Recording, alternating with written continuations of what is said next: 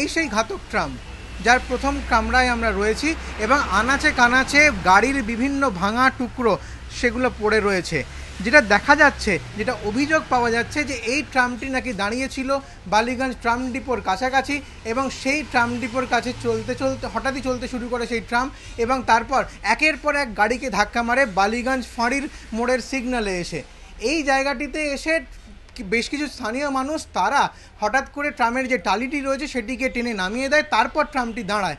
কেউ কেউ বলছেন যে ট্রামটা লোডশেডিংয়ে দাঁড়িয়েছিল, সেই সময় ড্রাইভার হয়তো ভেতরে ছিলেন, কিন্তু কী ঘটনা ঘটেছিল তা কিছুটা এখন আন্দাজ করা যাচ্ছে না। তবে যেটা দেখা যাচ্ছে এখানে একটি চটি সুন্দর করে রাখা রয়েছে, হয়তো কেউ যারা এখানে ট্রামে চালাচ্ছিলেন বা অন্য কেউ তারা হয়তো এখানে বসে গল্প করছিলেন, এমনও হতে পারে। যেটা পাওয়া যাচ্ছে এই মুহূর্তে কিন্তু এসে এখানে বেশ পোড়া গন্ধ পাওয়া যাচ্ছে। আমি একেবারে যে চালকের কেবিন সেই ছবিটা দেখাচ্ছি, চালকের কেবিন থেকে কিন্তু বেশ কিছু পোড়া গন্ধ পাওয়া যাচ্ছে। কিছু মানুষ বলছেন যে এখানে ট্রামটি লোডশেডিংয়ে দাঁড়িয়েছিল, তারপর হঠাৎই কারেন্ট আসায় সেটি চলতে শুরু করে এবং তারপর তা একের পর এক গাড়িকে ধাক্কা মারে বালিগঞ্জ ফাঁড়ির মোড়ে এসে।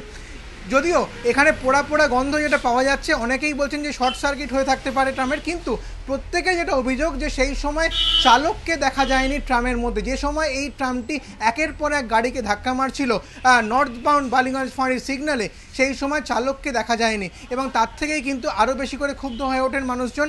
এবং এখনও পর্যন্ত প্রায় আধ ঘন্টা হয়ে গিয়েছে, যেটা প্রত্যেকে অভিযোগ করছেন যে ট্রাম কোম্পানির তরফে কেউ অন্তত আসেননি এই এলাকায়। যদিও পুলিশ ইতিমধ্যেই জায়গাটি দখল নিয়েছে এবং তারা যাতে সুষ্ঠুভাবে ট্রাফিক চলাচল করে সেই ব্যাপারটাকে দেখবার জন্য গাড়িগুলোকে সরাবার কাজ শুরু করেছে। কিন্তু এই হলো সেই ট্রাম যা কিছুক্ষণ আগেই প্রায় 9টি গাড়িকে একেবারে বিধ্বস্ত করে দিয়েছে বলে আমরা দেখতে পাচ্ছি।